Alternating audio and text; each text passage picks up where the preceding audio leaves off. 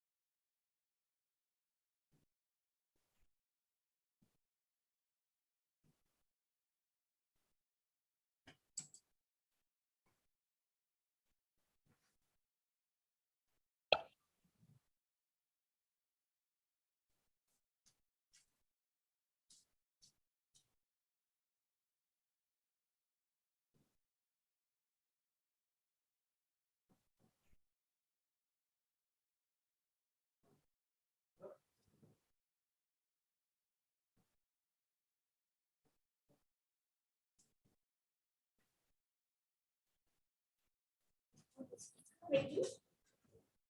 Speaker ready?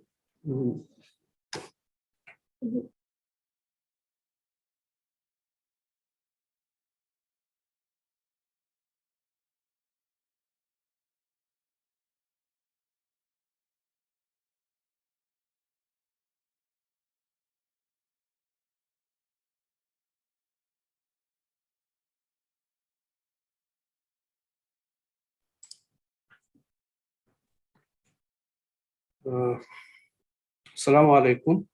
I just want to make sure whether our second speaker from Indonesia, Mr. Faza Fakhrunnas, is ready to join us. Mr. Fakhrunnas, are you ready?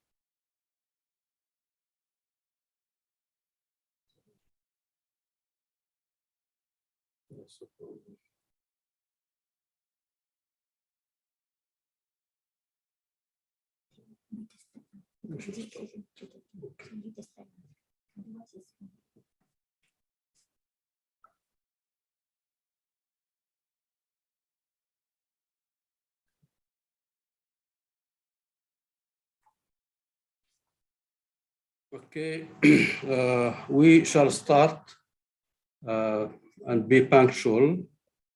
Program is supposed to start at 2:30, so we are exactly on that with the watch. I would like first to welcome all of you, especially our two speakers, Professor Salina bint Qasim from IOM, the Institute of Islamic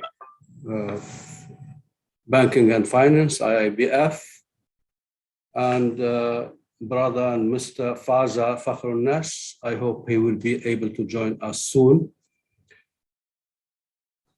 And as usual, and as you may also know, this session this afternoon is part of an ongoing program that has to do with poverty and how to go about eradicating it, or at least minimizing it, and make people's life better, hopefully.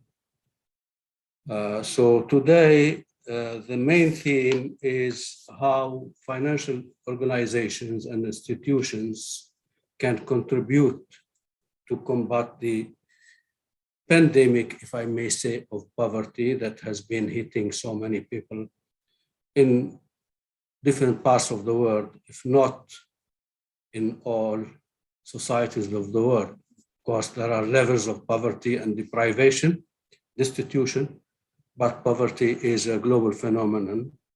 And unfortunately, Muslim countries and the Muslim world, the third world countries, are having the share or the lion's share of poverty, despite the fact that they have huge natural resources, both in land and sea, and also in terms of human capital and the human mind and capacities.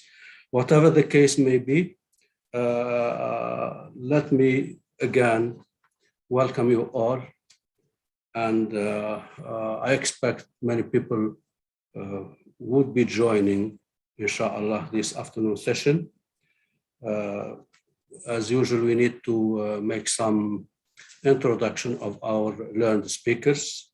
And our first speaker is Professor Salina Binti Qasim, who is a colleague, although I heard her name, but it seems we may not have met, but her name is famous on campus and elsewhere. Professor Salina got her BA and MA from the USA quite some time back, and 92, 94 respectively. She got here her PhD in monetary economics from IIUM in 2006, and she has a high record of publications, over 150, and I congratulate her for that, and really we are proud of such kind of a great achievement. She has been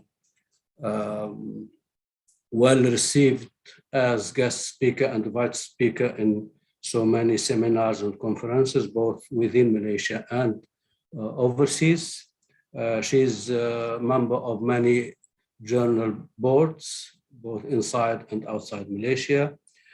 Before dedicating herself to academia and teaching, she had working experience, practical experience with Bank Negara for a number of years. And here we are. She is going to share with us her ideas and views on the topic, which is, of course, preoccupying the minds of so many, if not all. Her topic is going to be about Islamic financial institutions, economic empowerment, and poverty reduction. As usual, there is a time limit for each speaker. It's 30 minutes. And of course, you are people of economics, so you can be economical if you want more interaction with your submissions. So on that note, I kindly invite Professor Salina to entertain her audience this afternoon. فلتتفضل مشكورة. Thank you very much, Prof. Tahir, whom I look up as my mentor. And also thank you very much for the generous introduction.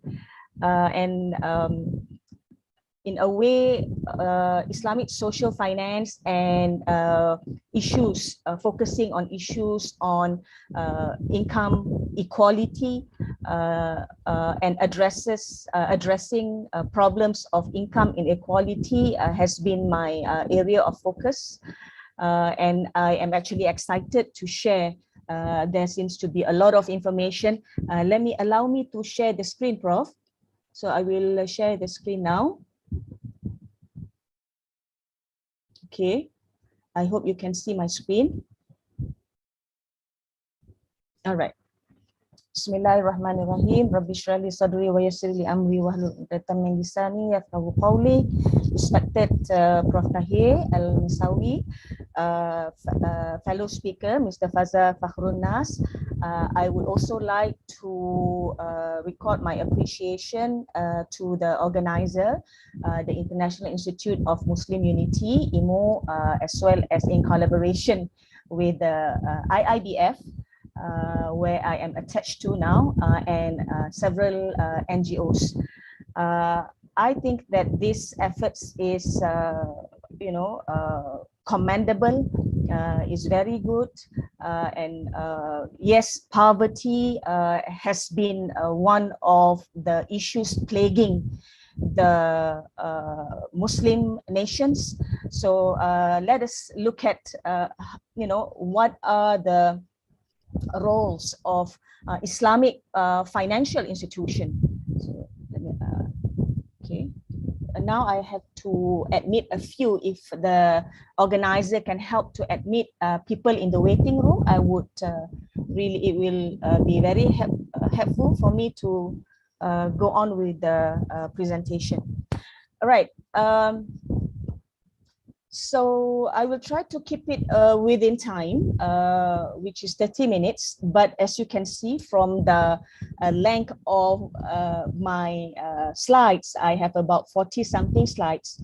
So what I will do is that I will highlight some of the major discussion, and I will just pass through quickly some of the supporting materials, and perhaps if there are need for further discussion, then we'll do that in the Q&A session, inshallah. So I would like to start my presentation today with regard to this topic by sharing with you this, what we call the global economic pyramid. And if you can see, this is actually the latest data that we can get, 2020. And we can see that the economic pyramid, the world economic pyramid of wealth seems to be not changing at all. And it has been of this situation since so many years ago. Okay, where we see there seems to be an issue, a persistent issue of acute inequality, whereby based on the pyramid here, you can see the base of the pyramid is being occupied by the low-income people, and that comprise of 55% of the world total population of 5.2 billion. Or let me just put it another, perhaps in a easier to understand. So 55% of the world total population of 5.2 billion are being categorized as those who are poor. Then that's the bottom of the economic pyramid. And then we have the middle class, which is the mob, the middle of the pyramid, comprising of 32.8% of total world population. And then we have the top, and these are the wealthy, and the wealth range, as you can read there, these are those with high income, and only around 11.1%. Okay, 11.1% of the world total population fall within the range of the top of the pyramid. And I would like to also bring your attention to the, it is not there in the literature, but I kind of like to coin it, that this is the tip of the top. Where is the tip of the top? Here you can see there is the filthy rich, 1.1% of the world population.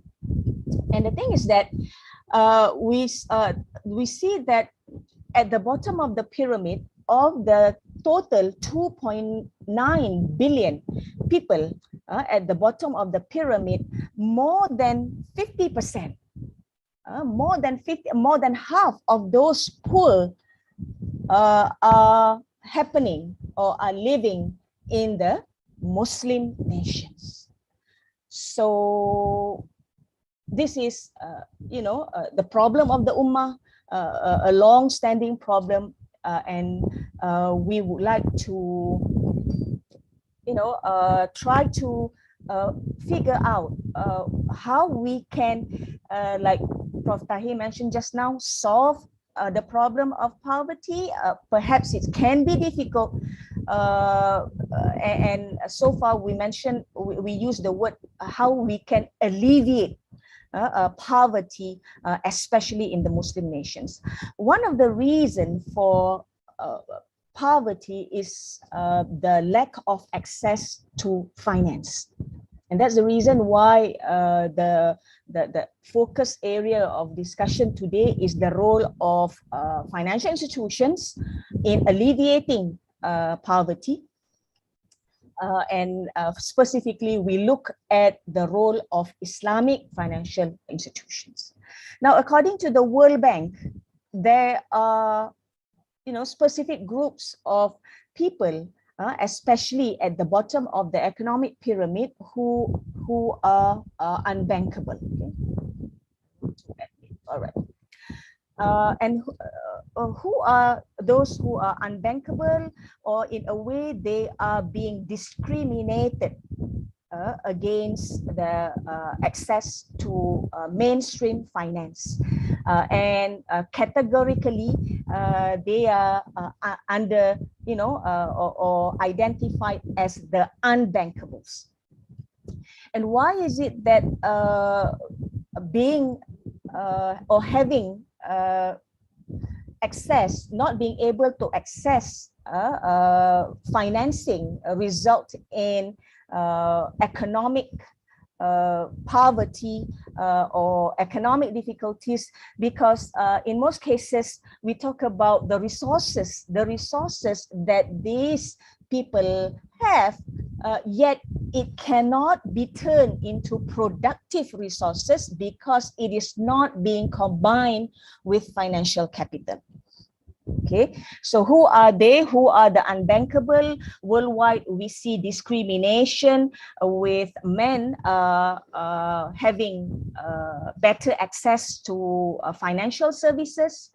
Definitely those of higher income, those at the top of the pyramid, and to some extent the middle of the pyramid will have better access to finance compared to those at the bottom of the economic pyramid.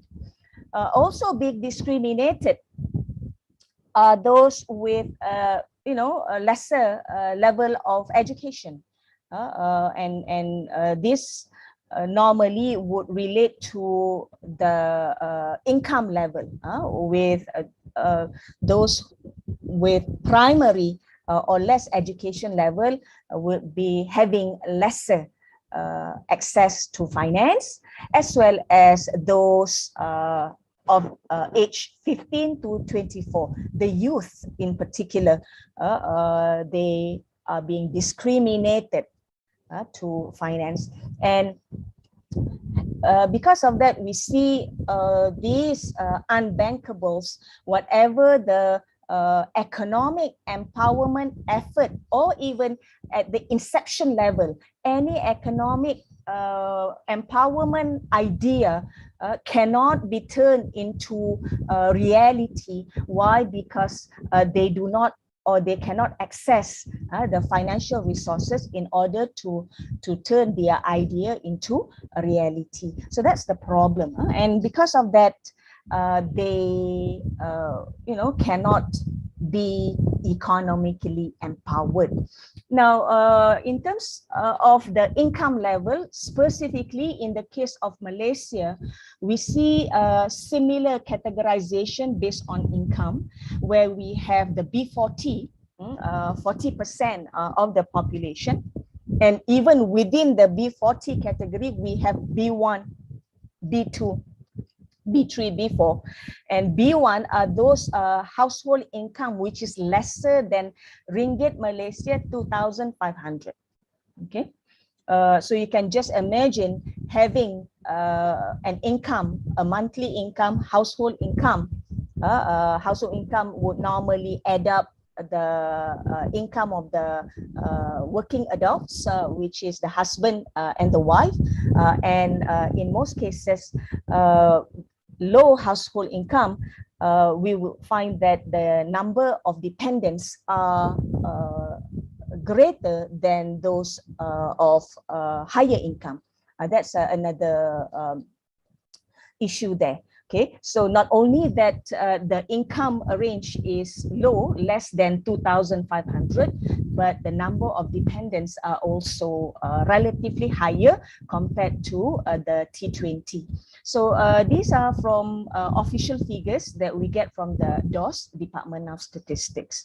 Okay, and because of the COVID, we see that many of the Malaysian population, especially in the M40, middle 40%, were badly hit by the pandemic crisis, and there seems to be a diminishing middle class, whereby many of the middle class were being out of job because of the pandemic crisis, the COVID crisis, and many businesses,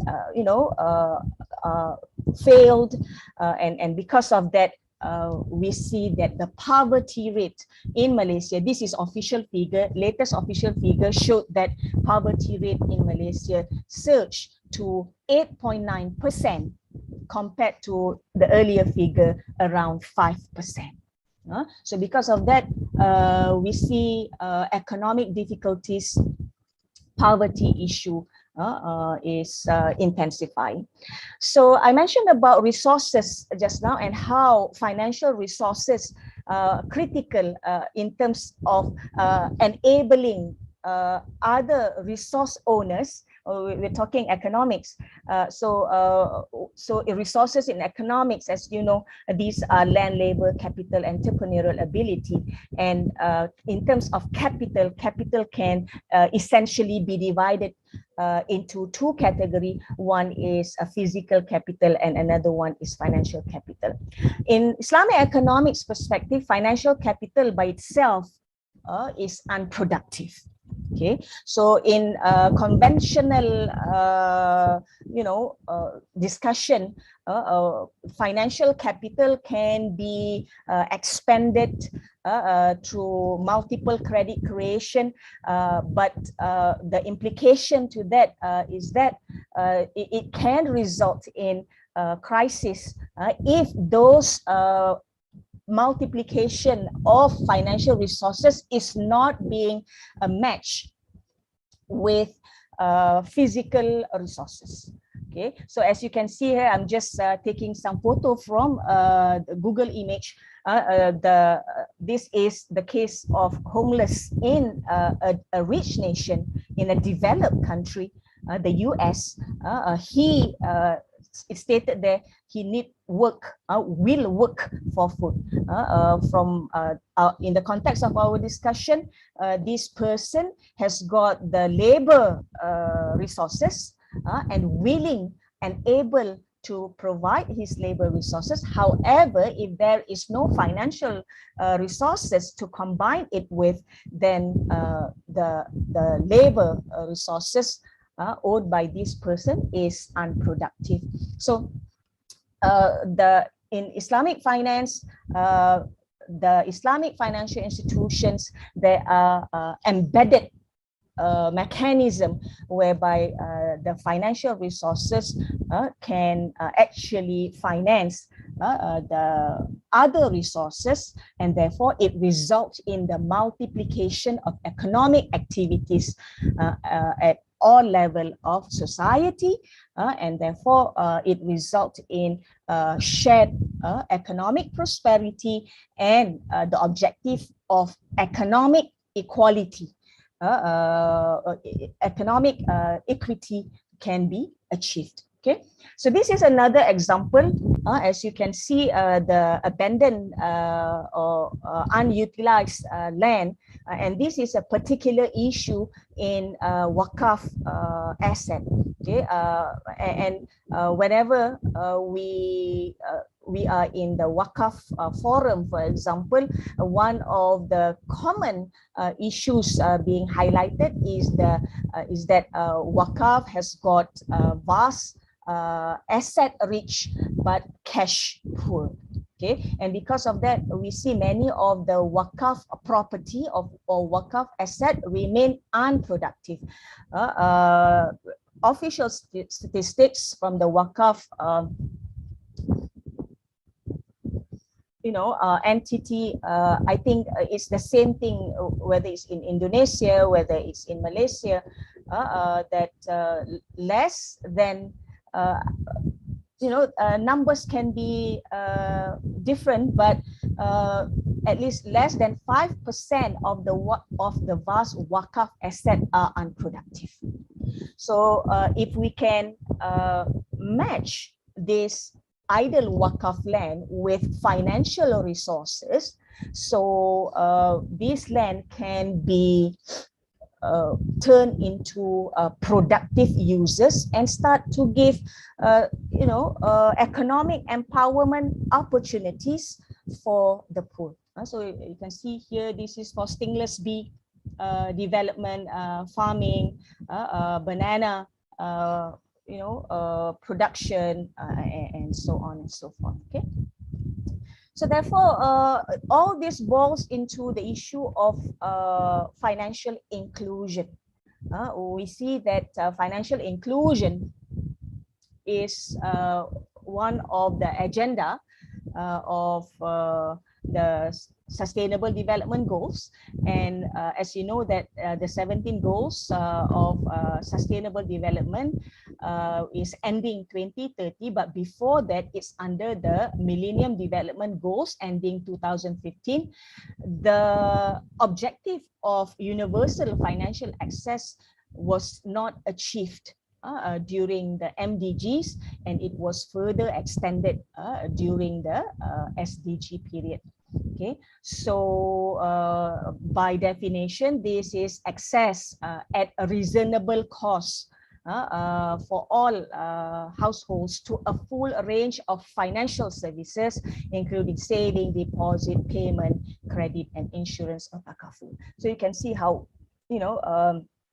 important important role does financial inclusion play in creating economic empowerment. Now, just to trigger a bit of thinking here, we see that one of the major objectives of Islamic economics is to achieve economic equality, fair distribution of income, and reduction of income gap. Okay. However, we see reality today is that income inequality is acute in many Muslim countries. So we ask the question, why the irony? So and in fact, based on recent studies, we see that 50% of world poverty is happening in the Muslim countries. This fact we have highlighted just now when we discussed the World Economic Pyramid. Okay, so where do things go wrong now? See, there are development of Islamic finance. Is it Muslim nations are still remaining there? Okay, so for the average Muslim countries, we see that financial inclusion is very low, around 27%. So by comparison, in most of the developed countries, we see financial inclusion through the basic indicator like having adults, percentage of adults having formal bank account, access to credit in the last certain months. So these are still very low. So we would like to see what is the role of Islamic banks or Islamic financial institutions in promoting financial inclusion agenda. All right. 7 minutes, please. Okay, Prof. Okay. So we need to identify what are the factors affecting these financial market failures. And from there, we can strategize accordingly in terms of how to promote financial inclusion, okay, or giving better access to financial resources, so that economic empowerment activity can happen. So the important thing is to ensure financial literacy. Any financial inclusion efforts by the authorities will not be effective if there is no, a financial awareness, financial literacy among the poor. And the products must be tailor-made, technology must be adopted, okay, and there needs to be the role of the regulatory environment in facilitating the efforts towards financial inclusion. Now, I just want to share. Okay, so now I've started to skip a few slides, and you can see here what is the role of the Islamic financial institutions. Now we see that the trend among the Islamic banks today is a move in the right direction. We see that the Islamic banks in Malaysia, like here you can see Bank Islam, CIMB Islamic, Bank Muamalat, they are working together with other Islamic financial institutions in order to provide the financial resources so that the poor can be economically empowered. This is very recent.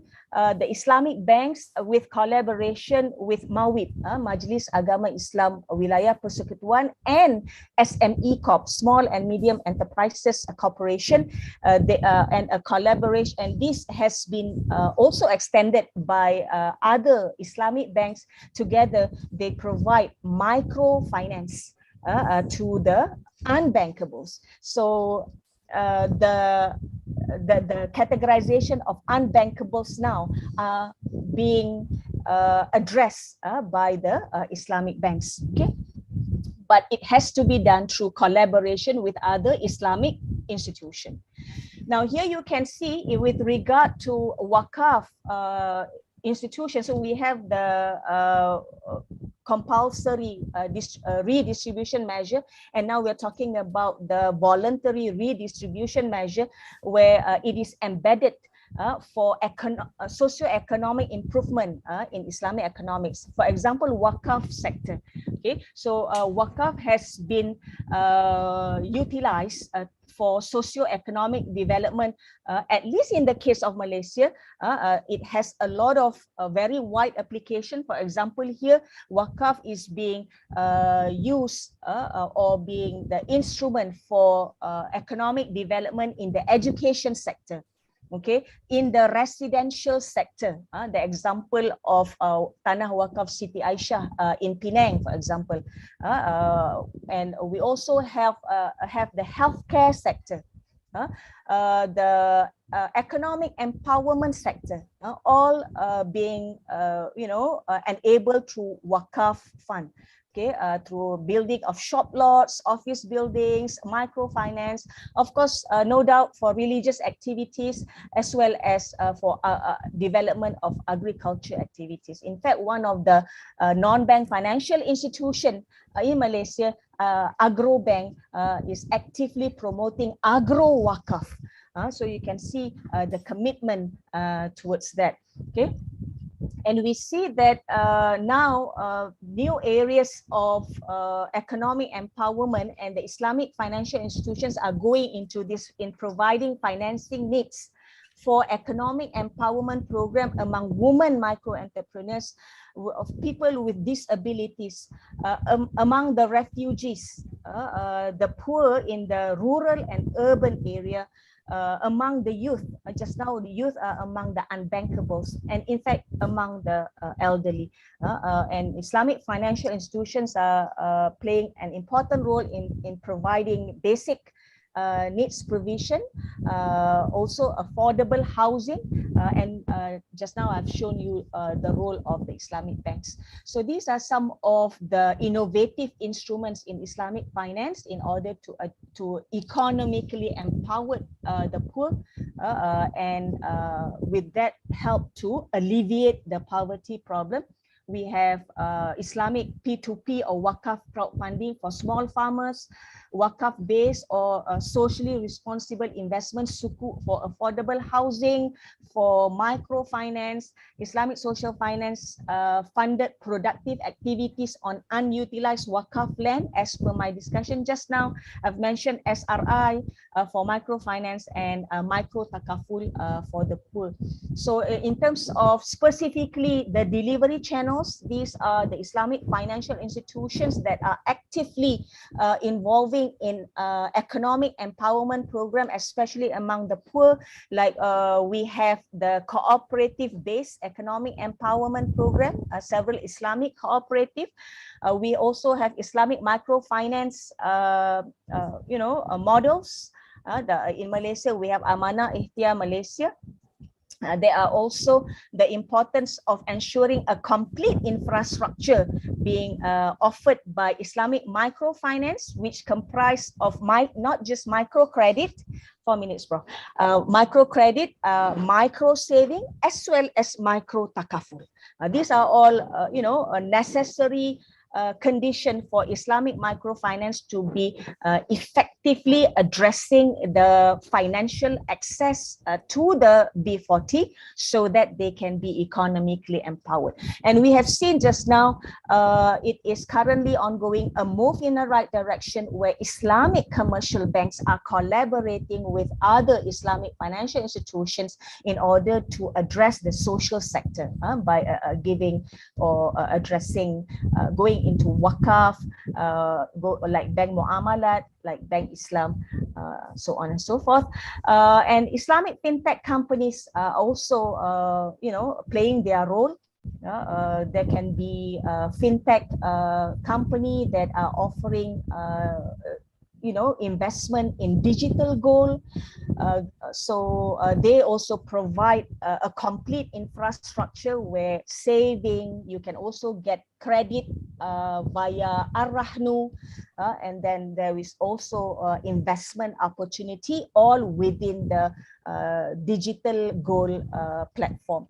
And I also mentioned Ar-Rahnu, which is one of the source of financing especially for women micro enterprises, and this Ar-Rahnu industry is expanding very rapidly in Malaysia.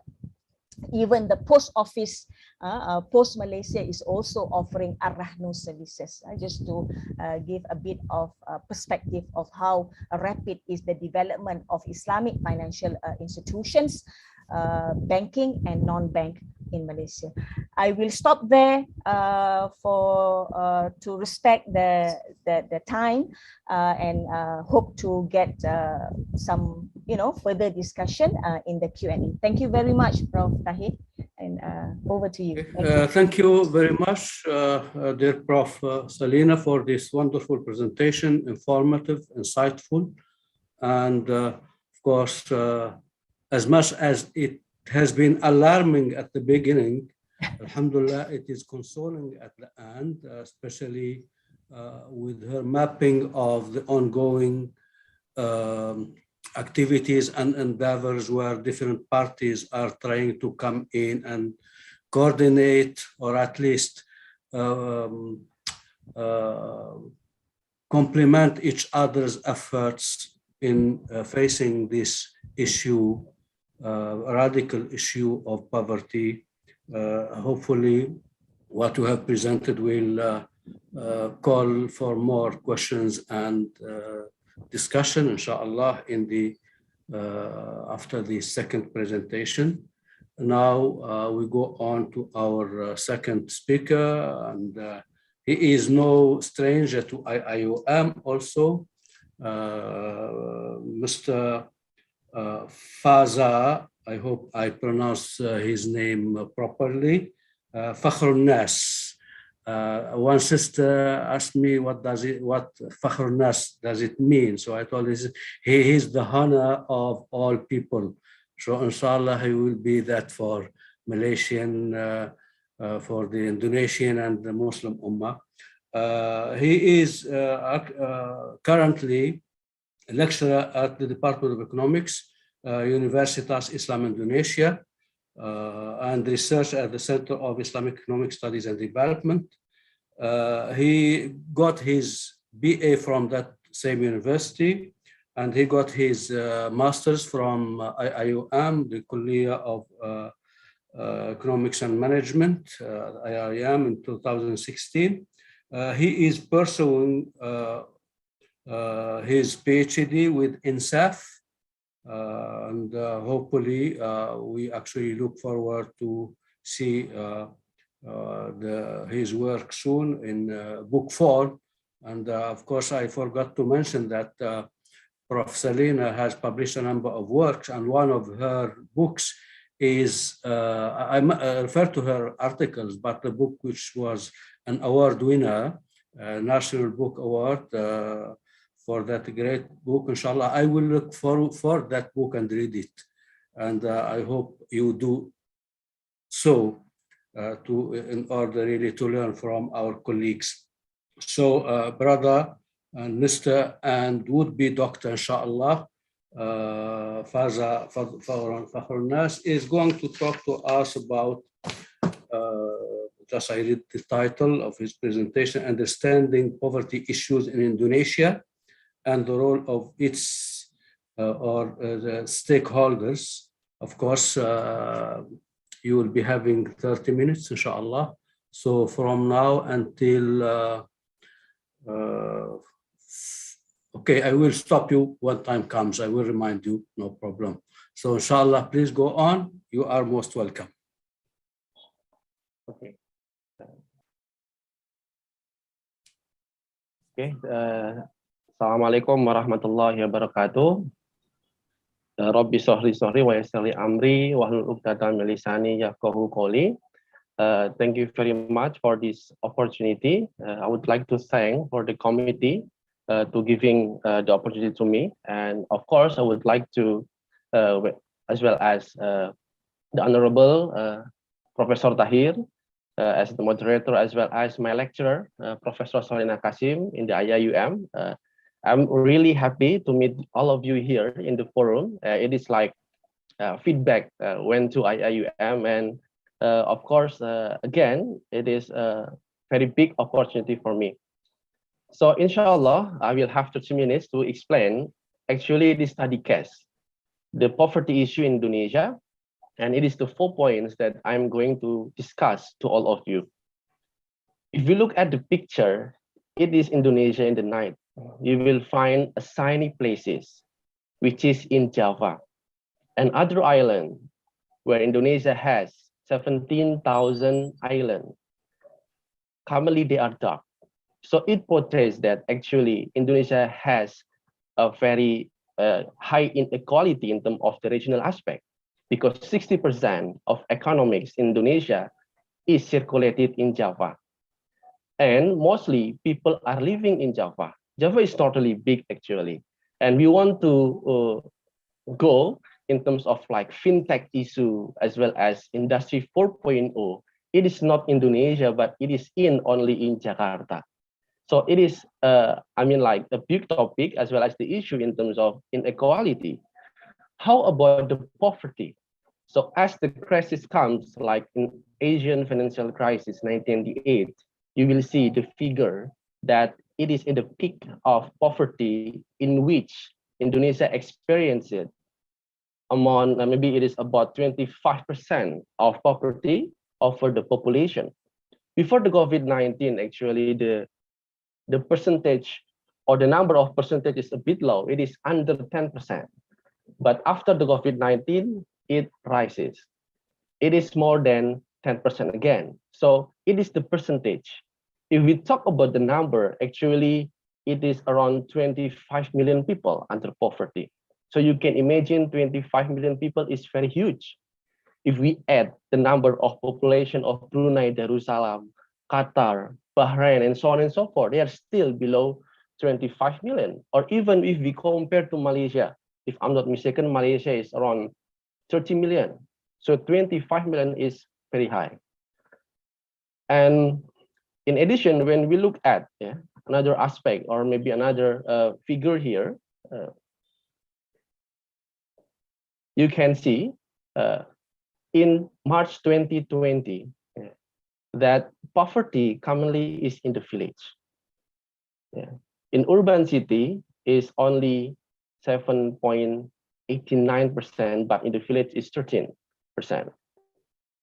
And where is the poverty, the most populous island? For example, in Java, you can see it is quite unique. In Java, poverty, mostly they are in urban or city poverty. But other islands like Sumatra, Bali, Borneo, Sulawesi, and Maluku, they are in the village. And it is actually the poverty line. You can see here that actually the poverty line in Indonesia is very low. In March 2021, it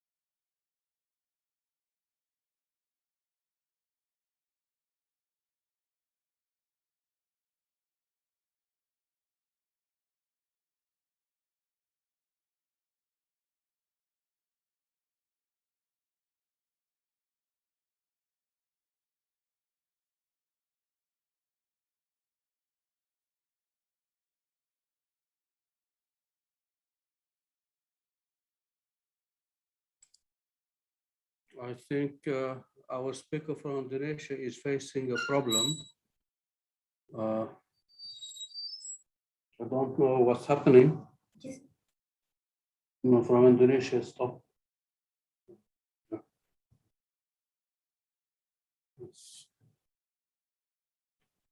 Yeah.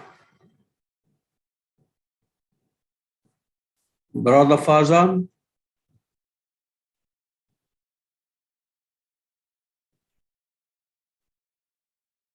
I think he's. I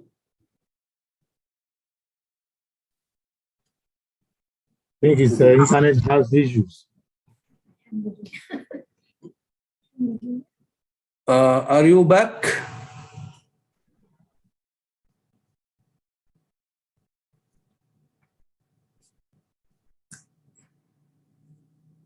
Mustafaza? Hello? Mustafaza, are you back? Can you hear me?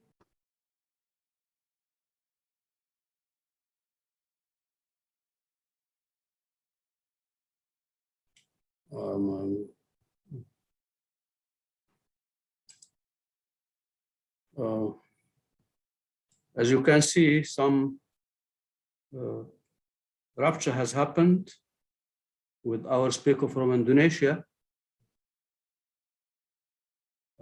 Let us give him a few minutes. Perhaps he will be able to come back.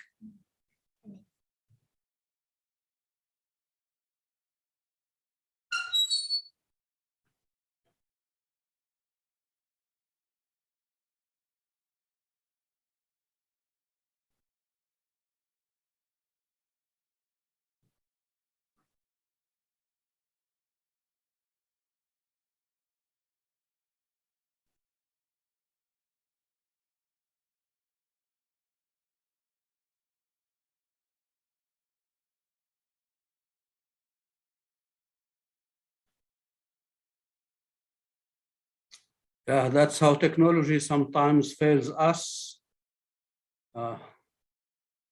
And we may not be able to have alternative solutions to it at such critical moments.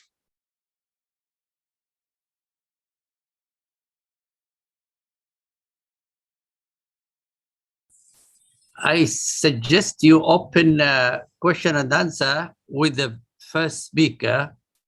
I Tell think so, him, yeah. Yeah, I was thinking on that line too. But let us give just 2 more minutes. Can you talk to him on phone? Yeah. Yeah, I asked our assistants to try to contact him by phone. hopefully, at least they should know what's going on and whether he'll be able to continue with us or not.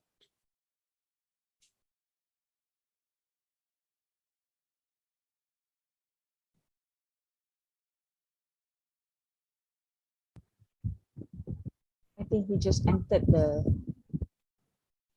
room. I just admitted him just now.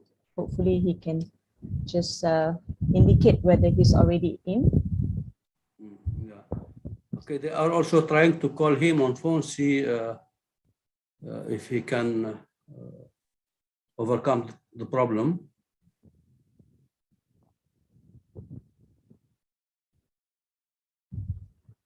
Yeah, I see he trying to come back. Yes. I see his name there. Mustafaza. Connect him to audio. Okay. Okay, Assalamualaikum, sorry. Alaikum salam wa rahmatullah. So the time is going to be on whose account, yours or ours? Okay. Okay, we just continue until 3:40 and see if you are able to finish by that time. Otherwise, we can extend 5 more minutes. Please go Okay, on. thank you very much. So I do apologize for the disruption because currently it's raining, so the signal is not really good because I'm using tethering. Okay, I would like to share the slide again.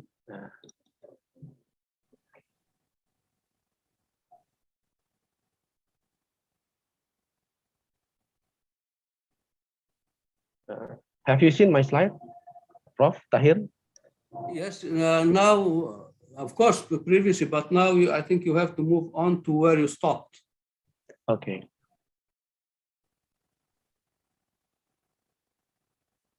Yeah, because you were giving us some figures and numbers and all these kind of things.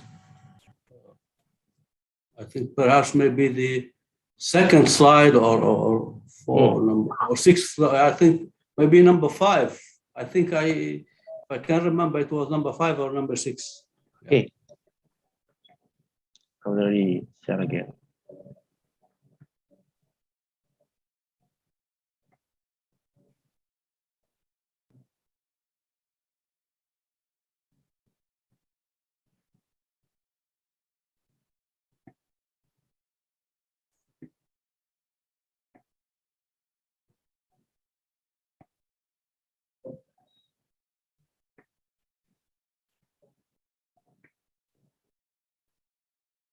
Okay, I would like to continue while waiting the slide. So if you talk about poverty issue and inequality, so as well as it is a very important thing in Indonesia, and I will move directly. Previously we will look at in terms of regional aspect, and it is about the age. Yeah, in terms of the age, actually most of the people who are poor in Indonesia, they are still below 18. Yeah, they are still young. For example, in 2021, poor people who are under 18 is 12.64%. So you can imagine that it is a challenge for the government as well as the stakeholders, how they can deal with this issue, especially for the young generation. So just go directly because time limitation in terms of the key players. Of course, one of the key players is the government. So they have a lot of program, and actually Indonesia also has a special vehicle or body in terms of how to address the poverty, namely National Team for the Acceleration of Poverty Alleviation Indonesia. It is a cross-ministerial body that will deal with the poverty issue. And one of the program is like cash transfer, health Indonesian card, health education card, where the Indonesian people, especially for young, they are free to access the education at least 9 years.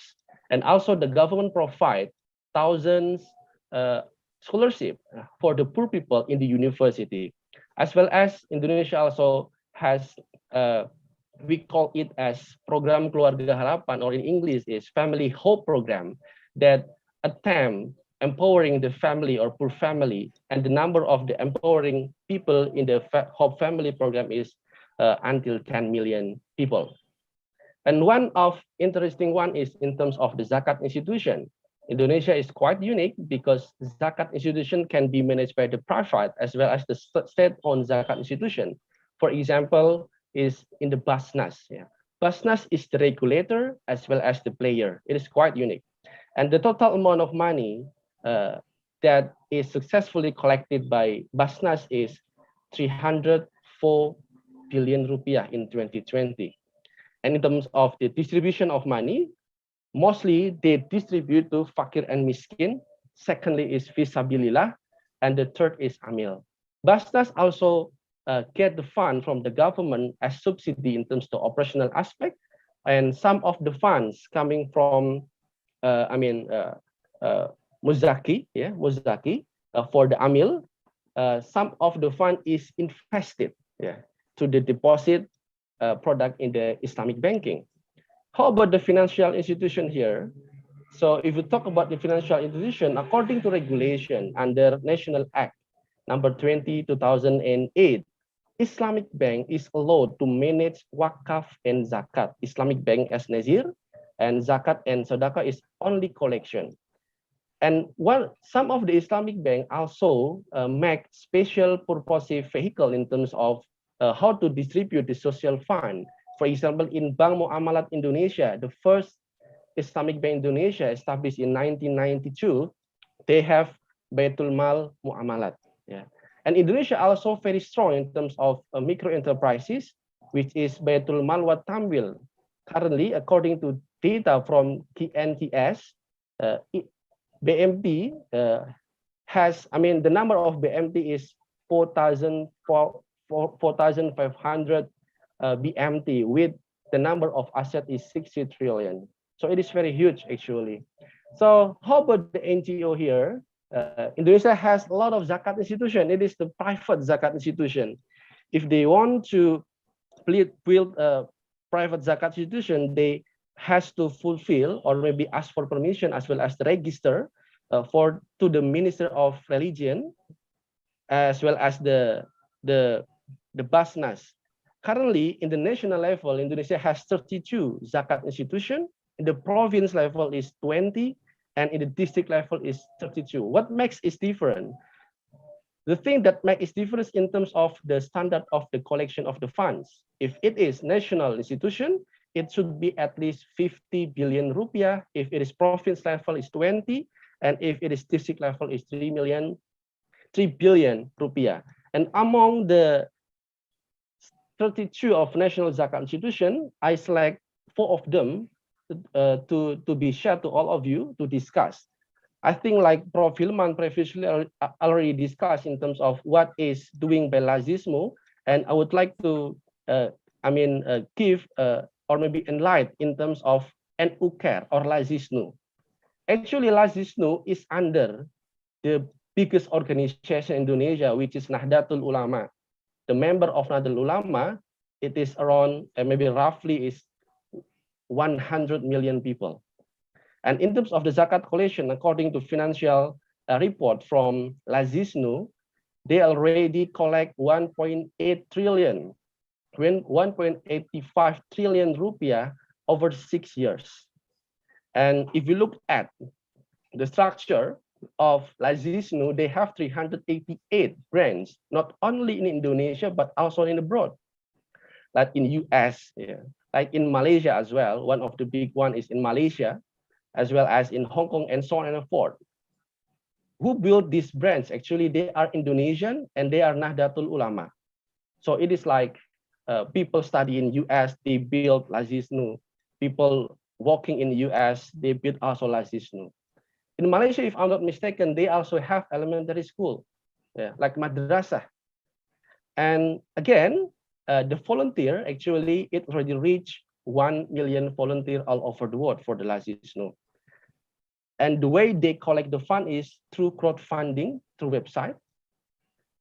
And how about Wakaf here? Actually, Indonesia also has a national Wakaf body, and they are the regulator as well as the player, because national Wakaf body here, they can collect the fund from the Wakif, And also Indonesia also 284 institutions who are private institution managing wakaf. One of the institution is like the university, like Yayasan Sultan Agung, where the rector came from IIUM alumni as well, Gontor, and so on and so forth. Also BMT registered as wakaf nazir or wakaf institution, because the role of BMT is not only commercial aspect but also social aspect. That's why it is called as Baitul Mal wa Tamwil. And the interesting one is in terms of the fintech. It is one of the social platform fintech that works for the social fund or crowdfunding platform for social activities called kitabisa.com, established 2013 and already recorded 6 million donators.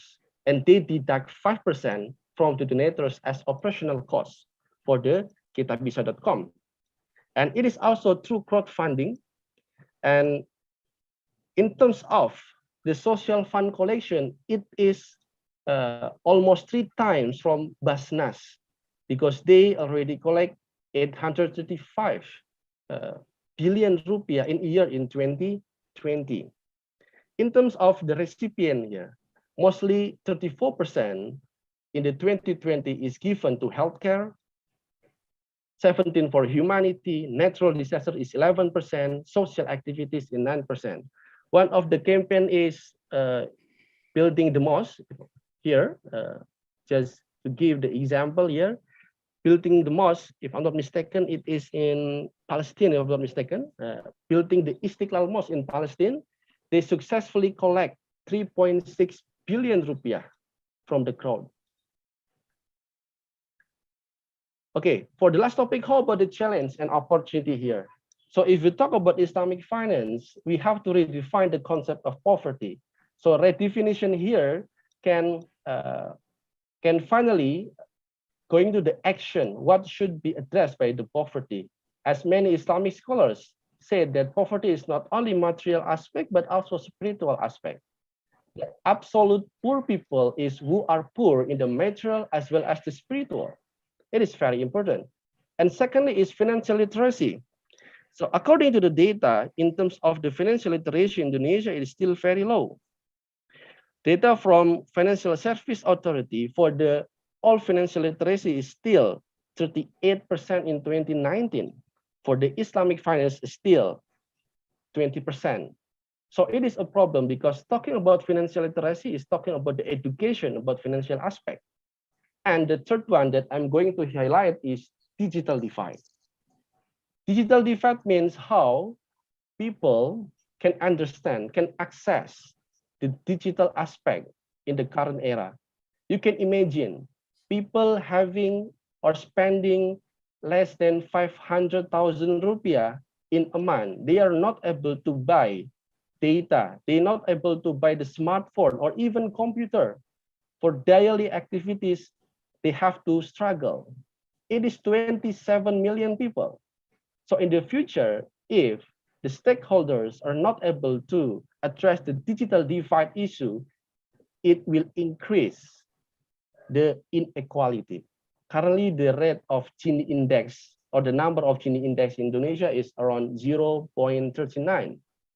And if it is not addressed by the government, by the stakeholders, it might increase in the future. And how about the opportunity here? Financial inclusion. Financial inclusion in Indonesia, according to data of Indonesian Financial Authority in 2019, it is quite good. It is 76.19%. But again, if we compare to the financial literacy, especially for the financial system, is 38%. It is a gap. So the facilities is a lot, but the knowledge is very less.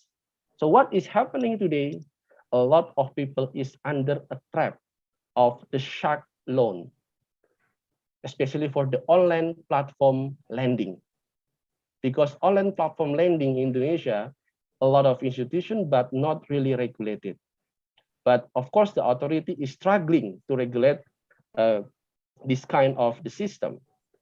And many news said that many people, or few of the people, actually not few, but a lot, they are stressful, under depression, because they borrow in a lot of online lending platform with higher interest, and they are not able to pay. So the access is very high, it's very wide, but the understanding, the literacy is very low. And demographic bonus. In 2030, Indonesia will experience the top of demographic bonus. It means that young people will be a lot. But it is still opportunity and as well as the challenges. If they are not educated enough, as we can see that the poor people, mostly they are still young.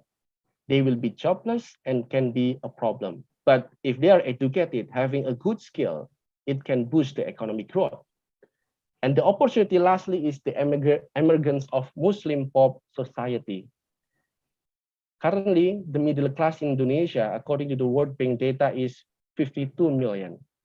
Most of them are Muslim, and Indonesia currently is experiencing a lot of Muslim dakwah with using pop idealism, with films, with novel, with culture, with very millennial ustad, with hijrah movement from the actors and the actors.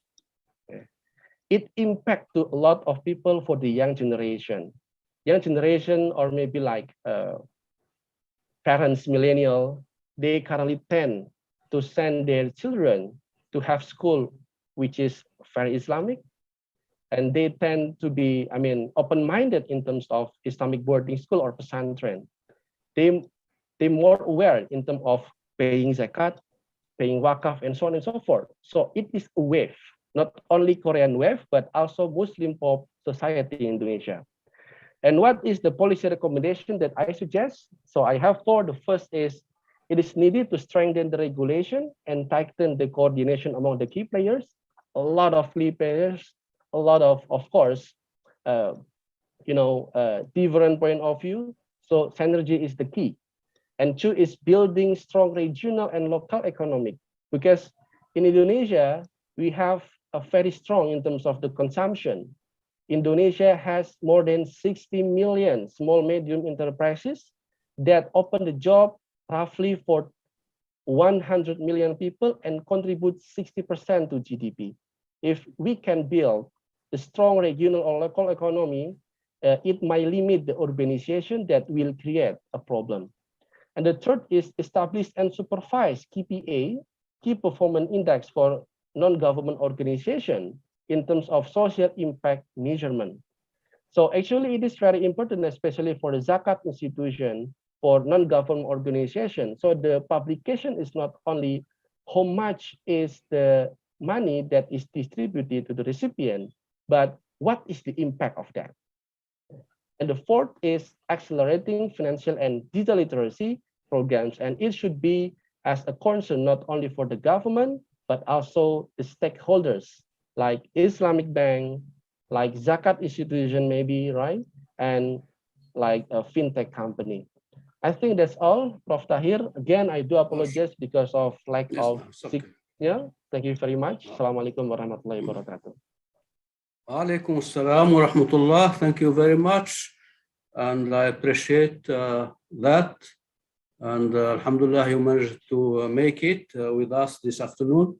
So now the floor is open to interactions, questions, comments on what you have been hearing from our two learned scholars and these good enlightening submissions. Please go on. I don't know personally how I am going to handle it by chat, or I don't know, but let me see where the questions are. I cannot see any questions here so far.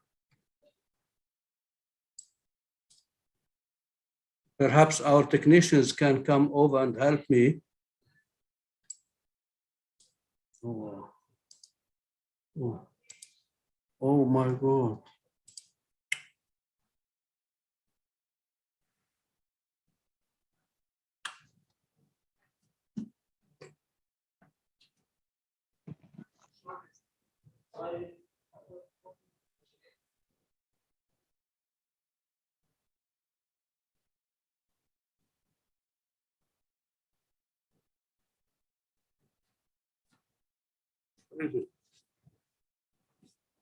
Where's it gone? This one. Oh. Sorry, I got a small problem. So, Is there any questions? Any questions? yeah, now we are in the question answers session. And maybe those who are, I can see the names and faces here if they want to just go on and put their question, but please be straightforward and brief and identify the presenter to whom you are addressing your question. You go on.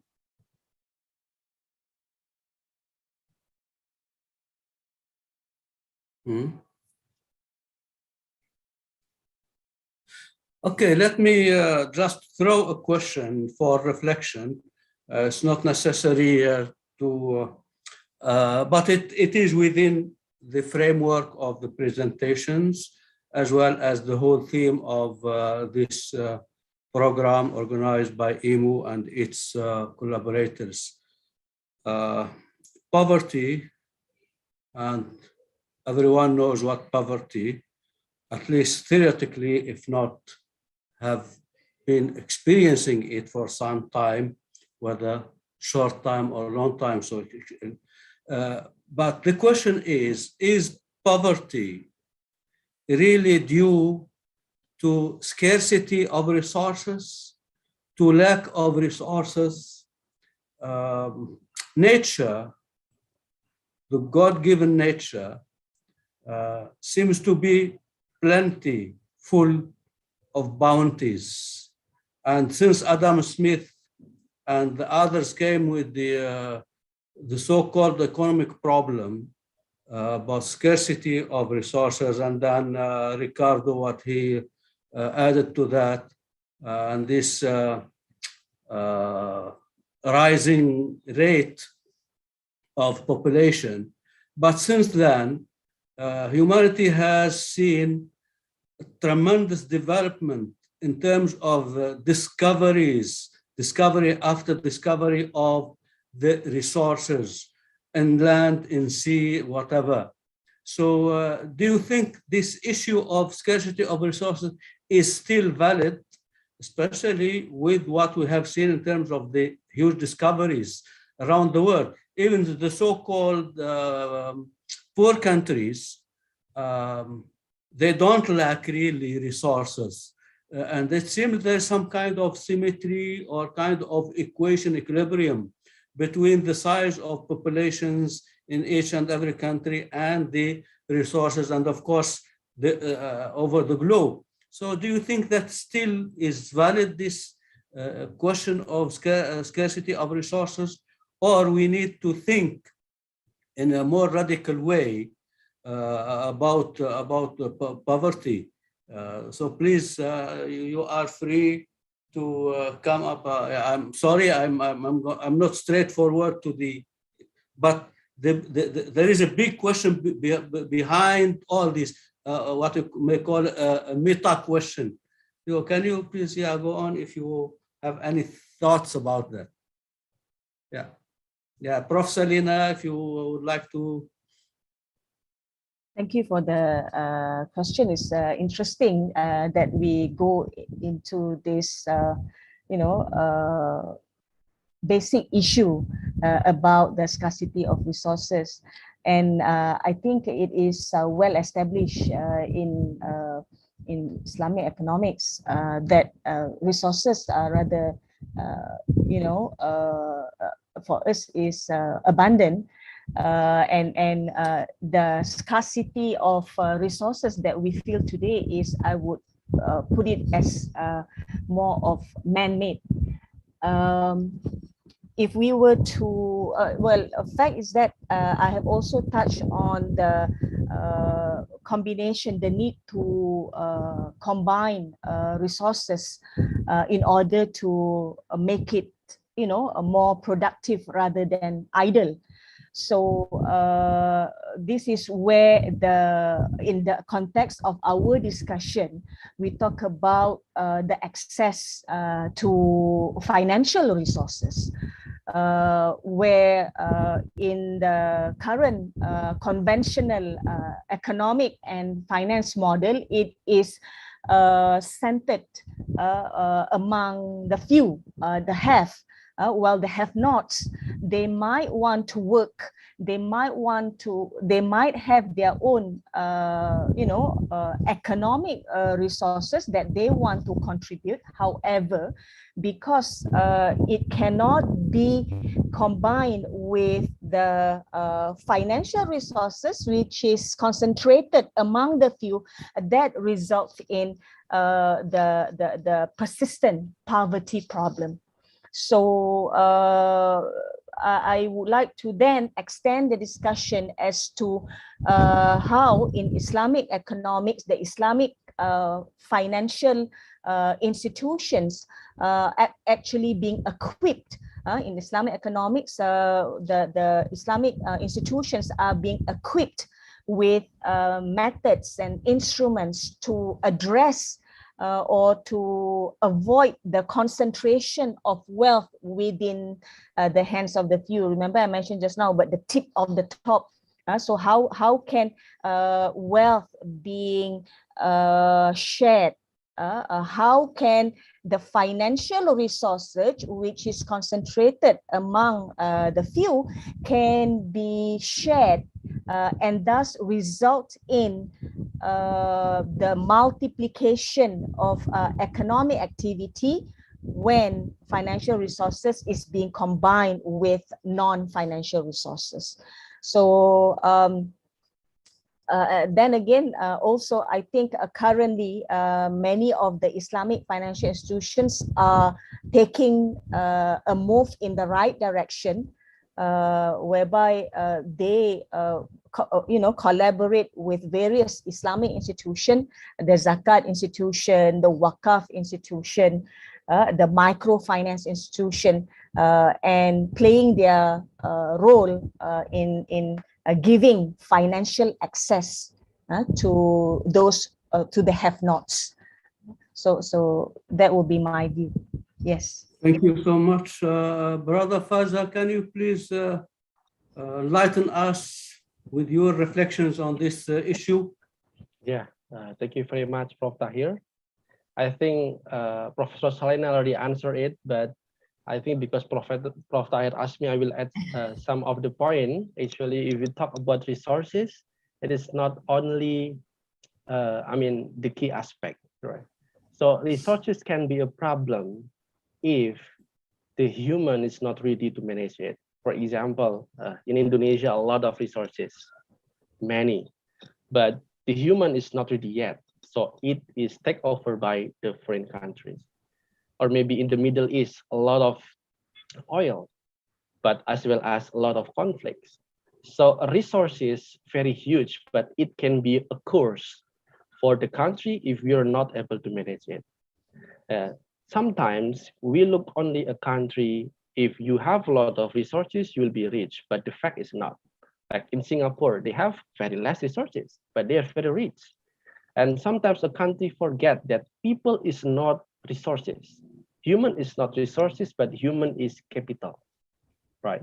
So that's why I do believe that by building a human for the future, it will be very important, because the future is about technology, and across the countries in international level, it will have a talent competition. So people who are capable will work in the best place. People who are not capable yet, for example, they will be still poor, right?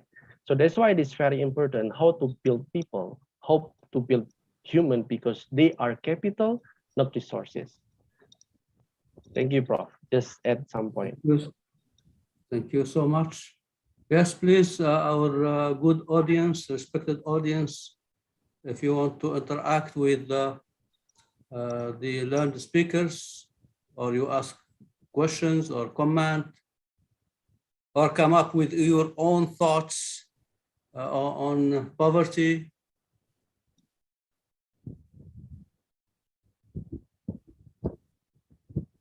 Yes. Okay.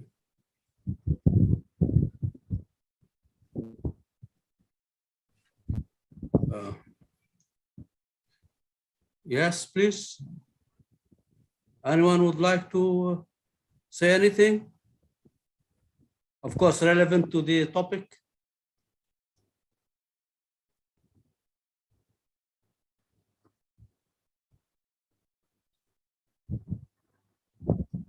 Okay, there is a question here I addressed to the speakers. I can read it for the audience and for the speakers especially, from Sister Halima, saying what are the core causes of poverty in is it, and who is responsible, the government or society or the individuals, or does it have to do with lack of resources and knowledge? So there is a combination of factors she has mentioned here. So please, we go on according to the order of the presentation. Prof. Salina, please. Okay, I thought I would like to give the honor to Brother Faza, but that's okay. Okay, it's up to you because Brother Faza, you want to say something? Yeah. Yeah, he is our guest from Indonesia. You are Yes, from Prof. the house. Yes. Yes, so go on. Yeah, Faza. actually in Ta'limu Ta'lim, I have to follow the lecturer, right? Go ahead, Brother Faza. The honor is yours. Yes, please go on. Okay, thank you very much for Sister Hali. Yeah? So if we talk about resources again, of course, if it is lack of resources, if a country with lack of resources, it doesn't mean they will be poor. And for the country having a lot of resources doesn't mean they will be rich. A lot of example. Or for example, it is about the individual. If it is about individual, if they are very good in terms of the talent, skill, or ability, but the system is not fair, they will not be able to be rich. So it can be custom. It can be, I mean, like each country has their each cases. Yeah. For Indonesia, actually, as the case of Indonesia, I think sometimes Indonesia has very, I mean, because of the development system as well as the plan is not really good. It is still Java centrist. Yeah. It is still, you know, we build a lot of infrastructure, but mostly till today is still in Java, even though the new president, President Jokowi try to redistribute the access, but it will take a lot of time. Yeah. So I do believe poverty can happen if it has, you know, inequality in terms of the development planning. It has inequality in terms of the access. It will create a poverty. In some cases, it might happen because of fairness in terms of the government, right? Because, you know, sometimes in the developing countries, a lot of developing countries, one of the problem is inefficiency of economic activity. And one of the part of efficiency, the big problem is about the corruption. Corruption creates poverty. So if we're not able to deal with this kind of inefficiency, inequality in terms of the development as well as the plan, maybe poverty will create in the near future, or it is hard for us to address the issue of poverty. I think that's all, Prof. Tahir. Thank you. Thank you. Prof, if I may just extend the idea of Brother Faza, I think it's beautifully put there. And I just would like to re-highlight, you know, when we discuss Islamic economics, distributive measures, redistribution measures, where it can be divided into two, voluntary and you know, compulsory. But before that, when we set the stage, I think most of the you know, teachers in Islamic economics would quote from the Quran, Surah Al-Zukhruf, verse 32. It is we who have a portion. among them their livelihood in the life of this world, and have raised some of them above others in degrees of rank, that they may make use of one another for service. So this is normally, the starting point of us discussing that the income inequality is well accepted in Islam. Okay, and therefore there is the responsibility of everyone in the society through compulsory measures as well as voluntary measures in order to help out those who those who are not having the share of wealth. So that being said, I would think that in order to, if it's possible to solve, that will be the best. But in order to alleviate the issue, the long-standing issue of poverty, it needs a concerted efforts.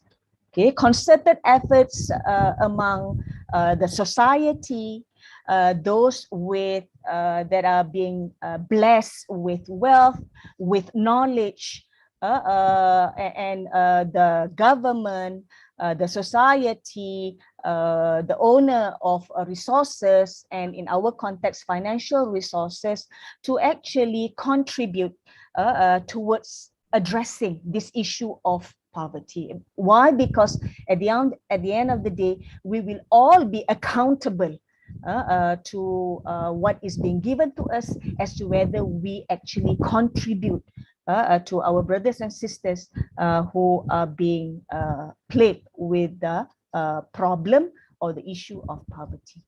So I think there's a lot of relevance, a lot of ways that we can expand that verse in the Quran, and it has a lot of implications as to the role of the society and everyone in the society, the government, in order to solve or to alleviate the poverty problem or the income inequality problem that results in poverty. That's all from me, Prof, on that issue. Thank you so much. There is another question from I think Sister Hali. She's saying, what is your advice for us, the students coming from minority countries, about waqf and zakat not well managed when we go back? And so maybe they need how to establish and invigorate. I think you need some kind of training and visiting perhaps institutions that are on the ground working on this, and learn from practical experiences that are going on. Perhaps verbal advice will not really, of course, there are books on that. Sorry, I am taking the role of the speaker. You are supposed to answer, but okay, within the 5 minutes left, perhaps 1 minute for each of you, if you want to reply to this question. Yeah, very quickly, with regard to that question, I think the Waqaf or as well as Zakat institutions in most countries would have their own issues. And one of the issues is regarding the human, the intellectual, the talent or human capital running these institutions. So because of that, I think there are a lot of researchers looking at various issues plaguing the Waqaf and Zakat institution. I would agree with Prof. Tahir, the forum is too limited to discuss about issues facing these institutions. But regardless, a lot of theses are being written. and focusing on the specific problems, and having that we can identify the best practice of managing these institutions, and hopefully it can be applicable by looking at the success cases, success stories, etc. Yes. Prof, I would like to put up my point of the problem we face is not really the scarcity of resources. Some countries are very, very rich, although some are very, very poor. I mean, very, very scarce. But the most important thing is the distribution of resources itself. So it's not an issue of scarcity, but also distribution of resources. Because if we don't do this, we will never avoid the issue of the rich become richer and the poor becomes poorer. We can see that there are many countries where have ample of resources, natural resources I'm talking about. But still, we cannot overcome the problem of poverty. Thank you. Thank you. Actually, I have requested the managers of the event to give us 10 minutes more. So we'll end by 4:10, inshallah, just to entertain more interaction if possible.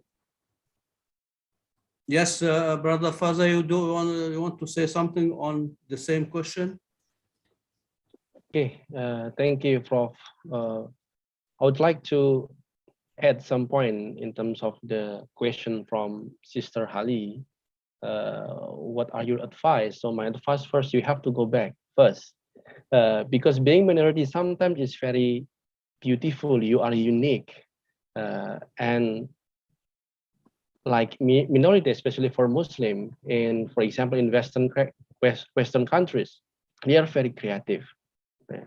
It is part of da'wah. So in terms of the term, we can call it like creative minority. So creating impact is important, especially for the social impact. And social impact, like addressing the poverty issue through zakat for wakaf, it will be a very good da'wah, because addressing poverty is commonalities. It is something in common that all people wants to do that. And with very good scheme like wakaf, where you have to invest the funds first, and then you distribute the profit from the investment, it will be very unique and it will be much more sustainable. Especially if you want to build something like education system, using wakaf-based education system, or for example, in Indonesia, like cash wakaf link sukuk. So it is like sukuk or Islamic bond, where basically they use wakaf, and it will be very good if you have to go back, in my opinion, and create much more impact to show that Islam not talk only about the tawhid aspect in the ritual or ibadah aspect, but also in terms of the muamalah, as well as the financial aspect, how to address the poverty in Islamic perspective. And I do agree with the Dr. Sharifah in terms of the distribution. Like I say before that, when we look at, for example, the case of my country, it is still Java-centric. So the money is, for example, we have, but the problem is distribution. And Indonesia is very huge, and Java is not the biggest one. But again, a shiny spot, when we look at from the satellite, will portray or will explain to us in terms of the inequality, in terms of economic activity, and so on and so forth. Maybe in one region or one district or provinces, they have a lot of rices, but in another provinces, sometimes they are in hunger. So it is like, a big problem in terms of distribution. But distribution, to distribute the resources, is also, engage a lot of interest, like the political interest, like the group interest, as well as like economic interest, like vaccination and so on and so forth. We have a lot of vaccine, but it is not really distributed very well. That's why I think we need to look at that distribution is part of the problem, but to distribute the resource is not as easy as we expect, because a lot of interest coming into distribution activities. Thank you so much. Anyone else would like to share some ideas, reflections, issues? I might invite Prof. Dawood, the director of EMU, if he wants to say something. Prof. Dawood, can you hear me?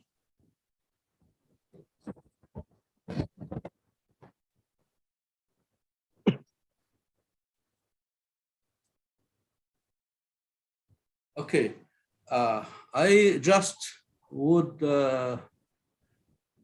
put on some points just to think about while you are leaving this forum today. Some phenomena in the Quran, when it comes to mal, money and wealth, the Quran talks more about spending, infaq. You go to the verses, actually they outnumber, it's actually dozens and dozens of verses talking about infaq, whether obligatory spending or voluntary spending. And it rarely talks about to make money, to make wealth, because it is part of our instinctive drives to pursue our interests, economic interests, and because wealth is something that has been made beautiful in our psychology. Zuyina, this mal has been made beautiful in our, so we are naturally, instinctively attracted to pursuing it and making, so this is one aspect. So making money is something inherent in the human psychology. But of course, people may not be doing that for certain reasons, either incapacity, physical incapacity, or whatever, or hindrances or obstacles.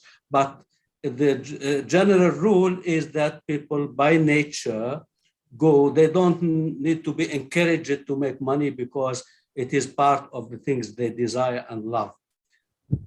So then we have infaq, and we have the two models of human beings making money set up as bad examples. The example of Korah or Qarun, who thought that he made his wealth because he was intelligent, smart than others. إنما أوتيته على علم عندي.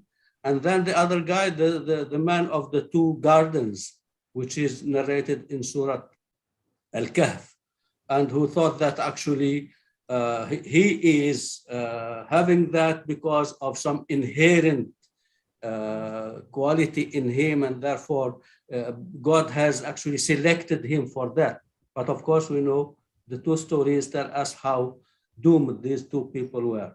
So as if, to my understanding, and actually I want to share this for further thinking and reflection from each and every one of us, as if the Quran is giving priority to infaq and spending, because when you spend money, whether you are spending it just as charity or as capital to lending and loan to help people lift up and stand up on their foot and make their own enterprises or work, etc., will actually make the economy move, the circulation of wealth people talk about. And then the other rule, which is كي لا يكون دولة بين الأغنياء منكم. So wealth should not be turning around and around among the few of you who are already rich. So it may give us a different way of looking at the economic problem, the economic issues, and how to that hoarding money, monopolizing it actually is a hindrance not only to social equality, to justice, but a hindrance to economic growth itself. Because without having the money circulating around and wealth being inclusive of each and everyone, actually you will go to slackness in the growth because you will not have high demand. People are not able to spend, they cannot consume. So this will go to depression. So perhaps we need to think in a different way about really what are the issues that should be given priority in our economic reflection and financial reflections. These are a few ideas I want to share with you, and you are more expert than me in economics. Although I studied for a few years economics, I have lost it already. But anyway, I'm trying to figure out how really we can think of alternative ways. Capitalism and its different theories is actually leading humanity into the abyss. And the pyramid shown by the Prof. Salina tells us how just the tiny oligarchy, 1.1%, and the so-called middle class is shrinking and shrinking daily. And now at the bottom of the pyramid, we have the increasing bulk of mankind being poor, mankind globally and at the level of each and every country. Perhaps there are some food for thoughts, problems, issues. I hope some of our students can take them up for their research if they want really to do some kind of creative and bold research, inshallah. With those few suggestions, I would like to invite you finally for our photo session. So please, I would like to see each and everyone's face on the screen. Prof. Fatmir, can you please show yourself? Prof. Dawood and Sister Madiha, all the names I see here, I need to see your faces. We need to have a photo session. Please, Marlon, Hakim, we want to see you live, not just a photo. Dr. Abdul Hamid, Noreen, please come on. Dr. Fatmir, please show yourself. Prof. Dawood, I don't know. Sister Hali, anyway, okay. Maybe they are busy something else. I hope they are not. Okay, alhamdulillah, people are showing up. Okay, get ready so the people will take the photo. Yeah. Thanks. You can also take from the upper.